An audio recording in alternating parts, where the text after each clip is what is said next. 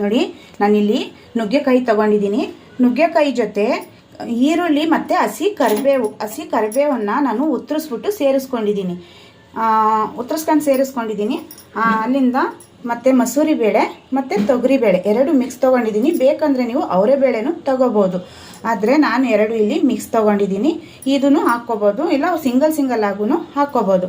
ಅಲ್ಲಿಂದ ಕಾಯಿ ತುರಿ ಮತ್ತು ಸಾಂಬಾರು ಪುಡಿ, ಖಾರದ ಪುಡಿ. ಯಾಕಂದರೆ ನಾನಿನ್ನು ಇದು ಎರಡು ಬೇರೆ ಬೇರೆ ಮಾಡಿಸ್ತೀನಿ. ನಮ್ಮ ಮನೆಯಲ್ಲಿ ನಾನು ಯಾವತ್ತೂ ಮಿಕ್ಸ್ ಮಾಡಿ ಮೆಣಸಿನ್ಕಾಯಿ ಹಾಕ್ಸಲ್ಲ. ಅರಿಶಿನ ಪುಡಿ ಮತ್ತು ಇಲ್ಲಿ ಬೆಳ್ಳುಳ್ಳಿ ಮತ್ತು ಹುಣಸೆಹಣ್ಣು ಮತ್ತು ಟೊಮಾಟೊ.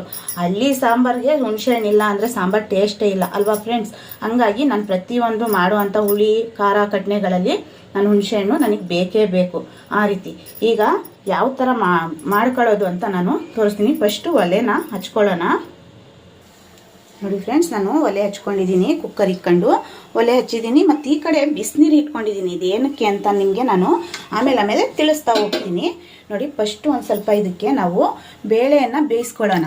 ಒಂದು 2 ವಿಷಲಿಗೆ ಬರೀ ಬೇಳೆ ಮಾತ್ರ ಬೇಯಿಸ್ಕೊಳ್ಳೋಣ. ಅದಕ್ಕೆ ವಿಷಲ್ ಹಾಕ್ಕೊಳ್ಳೋಣ. ಹಾಕ್ಕೊಂಬಿಟ್ಟು ಬೇಳೆ ಬೇಯಿಸ್ಕೊಂಡು ನಾನು ತೋರಿಸ್ತೀನಿ ಹೇಗೆ ಅಂತ. ನೋಡಿ ಫ್ರೆಂಡ್ಸ್, ನಾನು ಬೇಳೆಯನ್ನು ಬೇಯೋಕೆ ಹಾಕಿದ್ದೀನಿ. ಅಲ್ಲಿಂದ ಈಗ ಇದು ಮಸಾಲೆನ ರೆಡಿ ಮಾಡ್ಕೊಳ್ಳೋಣ. ಯಾವ ಥರ ಅಂತ ನೋಡೋಣ. ಏನೇನು ಹಾಕ್ತೀನಿ ನಾನು ರುಬ್ಬಕ್ಕೆ ಅಂತ ನೀವು ನೋಡಿ. ಇಲ್ಲಿ ನಾನು ಕಾಯಿ ತುರಿಯನ್ನು ಸೇರಿಸ್ಕೊತಾ ಇದ್ದೀನಿ. ರುಬ್ಬಕ್ಕೆ ಸ್ವಲ್ಪ ಕಾಯಿ ತೊಗೊಂಡಿದ್ದೀನಿ, ನಾನು ಜಾಸ್ತಿ ತೊಗೊಂಡಿಲ್ಲ. ನೋಡಿ, ನೀವೇ ನೋಡಿ, ಸ್ವಲ್ಪ ಕಾಯಿ ಮತ್ತು ರುಬ್ಬಕ್ಕೆ ಬೆಳ್ಳುಳ್ಳಿ ಮತ್ತು ಹುಣಸೆಹಣ್ಣು ಇದನ್ನು ಸೇರಿಸ್ಕೊಳ್ಳೋಣ. ನಾನು ತೊಳೆದೆಲ್ಲ ಇಟ್ಕೊಂಡಿದ್ದೀನಿ. ನೋಡಿ, ಅದ್ರ ಜೊತೆ ಸ್ವಲ್ಪ ಟೊಮ್ಯಾಟೊ. ನೀವು ಏನೇ ಟೊಮ್ಯಾಟೊ ಹಾಕಿದ್ರೂ ಹುಣಸೆಹಣ್ಣು ಬೀಳೋವರೆಗೂ ಅದ್ರ ರುಚಿನೇ ಬರಲ್ಲ ಅಲ್ವಾ ಫ್ರೆಂಡ್ಸ್. ನಮ್ಮ ಹಳ್ಳಿ ಜನಕ್ಕೆ ಚೆನ್ನಾಗಿ ಗೊತ್ತಿರುತ್ತೆ. ಇದು ಹಳ್ಳಿ ಜನಕ್ಕೆ ಹುಣಸೆಹಣ್ಣು ಹುಳಿ ಅದು ಏನು ರುಚಿ ಅಂತ.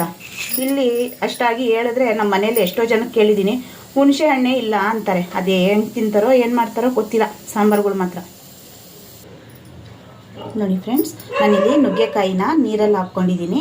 ಖಾರ ಮಸಾಲೆಯನ್ನು ರುಬ್ಕೊಂಡಿದ್ದೀನಿ. ಏನಂದರೆ ಕಾಯಿ, ಟೊಮ್ಯಾಟೊ ಮತ್ತು ಹುಣಸೆಹಣ್ಣು, ಬೆಳ್ಳುಳ್ಳಿ ಇಷ್ಟು 4 ಐಟಮ್ ನಾನು ರುಬ್ಕೊಂಡು ತಕ್ಕೊಂಡಿದ್ದೀನಿ. ರುಚಿಗೆ ತಕ್ಕಷ್ಟು ಇಲ್ಲಿ ಜೊತೆಲೆ ಉಪ್ಪು ಸೇರಿಸ್ಕೊಂಡಿದ್ದೀನಿ. ನೋಡಿ, ಇಲ್ಲಿ ಬೇಳೆ ಬೆಂದಿದೆ. ನಾನು ಕುಕ್ಕರ್ ವಿಷಲನ್ನು ಬೇಳೆ ಬೆಂದಿದ ತಕ್ಷಣ ಬಿಟ್ಬಿಡ್ತೀನಿ. ಅದನ್ನು ಕಾಯೆಲ್ಲ ತೆಗೆದ್ಬಿಟ್ಟು ನೋಡೋಣ ಎಷ್ಟು ಬೆಂದಿದೆ ಅಂತ.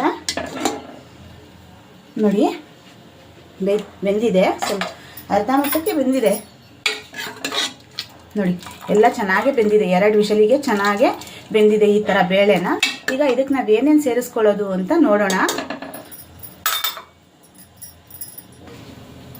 ನೋಡಿ ಫ್ರೆಂಡ್ಸ್, ನಾನು ಕಾಯಿ ಟೊಮ್ಯಾಟೊ ಹಣ್ಣು ರುಬ್ಕೊಂಡಿದ್ದೀನಿ.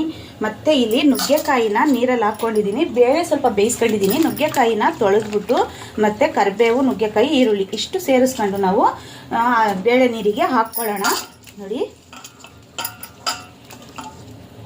ಈ ಥರ ಹಾಕ್ಕೊಂಡ್ಬಿಟ್ಟು. ಇನ್ನೊಂದು ಫ್ರೆಂಡ್ಸ್, ನುಗ್ಗೆಕಾಯಿಲಿ ಯಾವತ್ತೂ ಸಿಪ್ಪೆನ ಸುಲಿಯೋಕ್ಕೆ ಹೋಗಬೇಡಿ. ಸಿಪ್ಪೆ ಸುಲಿದ್ರೆ ಅದರಲ್ಲಿ ರುಚಿನೂ ಬರಲ್ಲ, ಏನೂ ಇರಲ್ಲ. ಹಾಗಾಗಿ ನೀವು ಸುಲಿಯೋಕ್ಕೆ ಹೋಗಬೇಡಿ. ಆರೋಗ್ಯಕ್ಕೆ ಸಿಪ್ಪೆ ತುಂಬಾ ಒಳ್ಳೆಯದು. ಏನಿಲ್ಲ, ಅದು ಬೇಯಲ್ಲ ಅಂತಾರೆ. ಯಾರು ಕುಕ್ಕರಲ್ಲಿ ಬೇಯಿಸಿದ್ರೆ ಇದು ನುಗ್ಗೆಕಾಯಿ ಒಡೆದೋಗುತ್ತೆ ಅಂತಾರೆ. ಏನು ಒಡೆಯಲ್ಲ ಫ್ರೆಂಡ್ಸ್. 2 ವಿಷಲಿಗೆ ನೀವು ಸಾಂಬಾರು ಮಾಡಿಕೊಂಡ್ರೆ 2 ರಿಂದ 3 ವಿಷಲ್ಗೆ ಪಕ್ಕ ನೀಟಾಗಿ ನುಗ್ಗೆಕಾಯಿ ಹೊರ್ಕೊಂಡಂಗೆ ನೀಟಾಗೆ ಬರುತ್ತೆ, ಚೆನ್ನಾಗಿರುತ್ತೆ ಸಾಂಬಾರು. ಸಿಪ್ಪೆ ತೆಗೆದ್ರೆ ಸಾಂಬಾರು ಟೇಸ್ಟೇ ಬರಲ್ಲ, ಅದಂತೂ ನಿಜ. ನೋಡಿ, ಕರಿಬೇವು, ಈರುಳ್ಳಿ ಮತ್ತು ನುಗ್ಗೆಕಾಯಿ ಬೇಳೆ ಜೊತೆಗೆ ಸೇರಿಸಿದ್ದೀನಿ.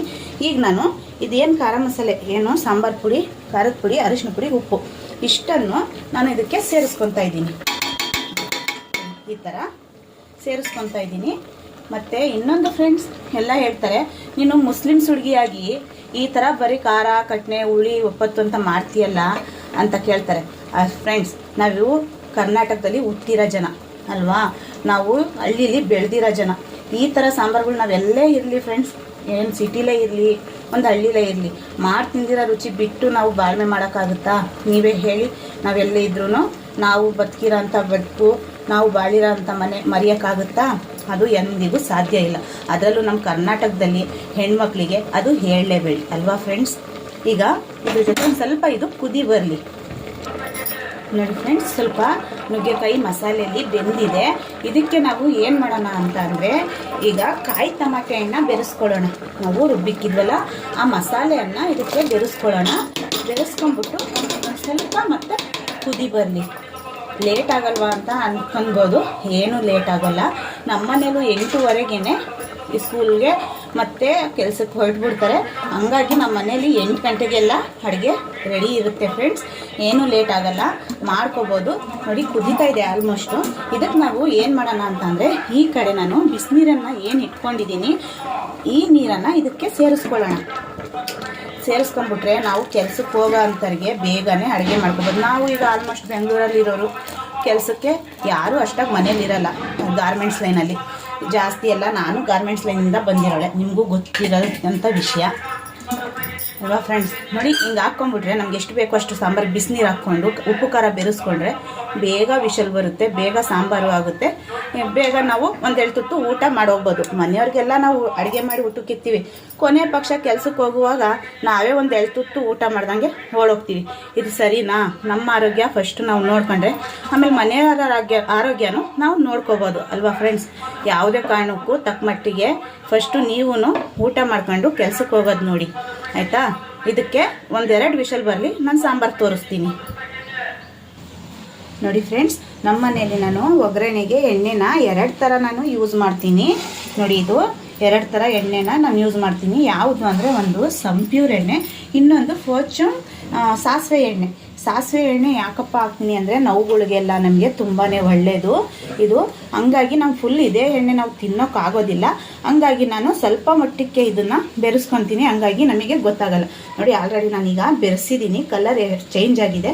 ನೀವು ನೋಡಿ, ಈ ಥರ ನಮ್ಮ ಮನೇಲಿ ನಾನು 2 ಥರ ಎಣ್ಣೆನ ಮಿಕ್ಸ್ ಮಾಡ್ಕೊತೀನಿ. ಮತ್ತು ಈಗ ಸಾಂಬಾರನ್ನ ಒಗ್ಗರಣೆ ಮಾಡಿ ನಿಮಗೆ ತೋರಿಸ್ತೀನಿ. ಸಾಂಬಾರು ಬೆಂದಿದೆ, ತೆಗೆದ್ಬಿಟ್ಟು ತೋರಿಸ್ತೀನಿ. ನೋಡಿ ಫ್ರೆಂಡ್ಸ್, ನಮ್ಮ ಮನೇಲಿ ಸಾಂಬಾರು 2 ವಿಷಲಿಗೆ ಕೂಗಿದೆ. ನೋಡೋಣ, ನಾನು ಇದು ಗೇರನ್ನು ಬಿಡಕ್ಕೆ ಹೋಗಲ್ಲ, ಅದು ಗೇರು ಅದರಲ್ಲೇ ಇದಾಗಬೇಕು. ನೋಡಿ, ನುಗ್ಗೆಕಾಯಿ ಏನು ಒಡ್ಕೊಂಡಿರಲ್ಲ, ಕರೆಕ್ಟಾಗಿ ಸಾಂಬಾರು ಬೆಂದಿದೆ. ನಾವು ತೋರಿಸ್ತೀನಿ ನಾನು ಯಾವ ಥರ ಬೆಂದಿದೆ ಅಂತ. ನುಗ್ಗೆಕಾಯಿ ನೋಡಿ, ಇಲ್ಲಿ ಕಡ್ಡಿ ಥರನೇ ಇರುತ್ತೆ, ಏನು ಒಂಚೂರು ಇದಾಗಿರಲ್ಲ. ಕರೆಕ್ಟಾಗಿ ನಮಗೆ ಎಷ್ಟು ಬೇಕು ಅಷ್ಟು ಬೆಂದಿರುತ್ತೆ. ಈಗ ನಾವು ಈ ಸಾಂಬಾರಿಗೆ ಒಗ್ಗರಣೆಯನ್ನು ಹಾಕ್ಕೊಳ್ಳೋಣ. ಒಗ್ಗರಣೆ ಹಾಕೋಕ್ಕೆ ನೋಡಿ, ನಾನಿಲ್ಲಿ ಏನೇನು ತಗೊಂಡಿದ್ದೀನಿ ಅಂದರೆ ಸಾಸಿವೆ, ಕರಿಬೇವು ಮತ್ತು ಬೆಳ್ಳುಳ್ಳಿ ಜಚ್ಕೊಂಡಿದ್ದೀನಿ, ಸಿಪ್ಪೆ ಸಮೇತ ಈರುಳ್ಳಿ ಉತ್ತರಿಸ್ಕೊಂಡಿದ್ದೀನಿ. ಈ 4 ವಸ್ತುಗಳನ್ನು ನಾನು ತಗೊಂಡಿದ್ದೀನಿ ಫ್ರೆಂಡ್ಸ್. ನೋಡಿ, ಇದಕ್ಕೆ ಒಗ್ಗರಣೆನ ಸ್ವಲ್ಪ ಬೆರೆಸ್ಕೊಳ್ಳೋಣ. ಇದಕ್ಕೆ ಇಟ್ಕೊಂಡ್ಬಿಟ್ಟು ನಾನು ಹೇಳಿದ್ನಲ್ಲ 2 ಥರ ನಾನು ಎಣ್ಣೆ ಮಿಕ್ಸ್ ಮಾಡ್ತೀನಿ ಅಂತ. ನೋಡಿ, ಎಣ್ಣೆ ಹಾಕ್ಕೊಳ್ಳೋಣ ಬಾಣಲಿಗೆ. ನೀವು ನೋಡಿ, ಬೇಕಾದರೆ ಸಂಪ್ಯೂರ್ ಎಣ್ಣೆ ಸ್ವಲ್ಪ ವೈಟ್ಗಿರುತ್ತೆ, ಕಲರೇ ಚೇಂಜ್ ಇದೆ ನಮ್ಮ ಮನೇಲಿ ಎಣ್ಣೆ. ನೋಡಿ ಫ್ರೆಂಡ್ಸ್, ಸ್ಟಾರ್ಟಿಂಗಿಗೆ ನಾನು ಯಾವತ್ತೂ ಸಾಸಿವೆನ ಹಾಕೋದಿಲ್ಲ ಸಾಂಬಾರಿಗೆ. ಫಸ್ಟ್ ಬೆಳ್ಳುಳ್ಳಿನ ನಾನು ಕೆಂಪಗೆ ಮಾಡ್ಕೊತೀನಿ. ಯಾಕೆಂದರೆ ಸಾಸಿವೆ ಸಣ್ಣದಾಗಿರುತ್ತೆ, ಅದೆಲ್ಲ ಸೀದೋಗುತ್ತೆ, ಹಂಗಾಗಿ ಟೇಸ್ಟ್ ನೀಟಾಗಿ ಬರಲ್ಲ. ಅದರಲ್ಲಿ ಏನು ಟೇಸ್ಟು ಅಂತ ಹೇಳ್ಬೋದು. ಹೌದು ಫ್ರೆಂಡ್ಸ್, ನಾವು ತಿನ್ನೋವಂಥ ಪ್ರತಿಯೊಂದು ಪದಾರ್ಥದಲ್ಲೂ ನಮ್ಗೆ ಆರೋಗ್ಯ ಅಡಗಿರುತ್ತೆ. ಅದು ನಾವು ತಿಳ್ಕೋಬೇಕು ಅಷ್ಟೇ. ಯಾವುದೇ ಒಂದು ವಸ್ತು ತಿಂದ್ರೂ ಅದರಿಂದ ಏನಿದೆ ಅಂತ ತಿಳ್ಕೊಂಡು ತಿನ್ನೋದು ನೋಡಿ. ಮತ್ತು ಯಾವುದೂ ಕರಿಬೇವಾಗಲಿ ಈರುಳ್ಳಿ ಆಗಲಿ ಮಕ್ಕಳಿಗೆ ದೊಡ್ಡವ್ರಿಗೆ ತೆಗೆದು ತಿನ್ನೋಕ್ಕೆ ಕೊಡಬೇಡಿ. ನೋಡಿ, ಬೆಳ್ಳುಳ್ಳಿ ಕೆಂಪಗಾಯಿತು. ಈಗ ಹಿಂದೆನೇ ನಾನು ಸಾಸಿವೆ ಹಾಕ್ಕೊಂಡಿದ್ದೇನೆ, ಹಿಂದೆನೇ ನಾನು ಈರುಳ್ಳಿನ ಹಾಕ್ಕೊತೀನಿ ಒಗ್ಗರಣೆಗೆ. ಆಮೇಲೆ ಕರಿಬೇವನ್ನು ಹಾಕ್ತೀನಿ. ಇದು ಈರುಳ್ಳಿ ಕೆಂಪಗಾಗಲಿ. ನೋಡಿ ಫ್ರೆಂಡ್ಸ್, ಈಗ ಕರಿಬೇವನ್ನು ಹಾಕ್ಕೊಳ್ಳೋಣ. ಹಸಿ ಕರಿಬೇವನ್ನು ನಾನು ಒಗ್ಗರಣೆಗೆ ಹಾಕ್ತಾಯಿದ್ದೀನಿ. ಈಗ ಸಾಂಬಾರು ಬೆರೆಸ್ಕೊಳ್ಳೋಣ. ಅದಕ್ಕೆ ನೋಡಿ,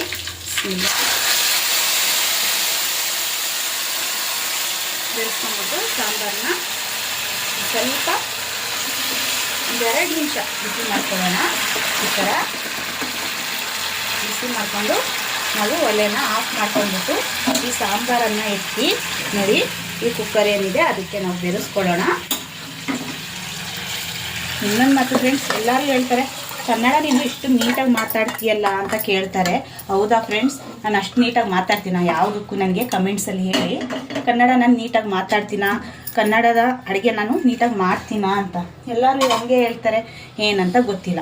ಆದರೆ ನಿಜ ಫ್ರೆಂಡ್ಸ್, ಕರ್ನಾಟಕದಲ್ಲಿ ಹುಟ್ಟಿ ನಾವು ಕನ್ನಡ ಕಲೀಲಿಲ್ಲ ಅಂದರೆ ಅದು ಒಂದು ಬೆಲೆನಾ ಹೇಳಿ?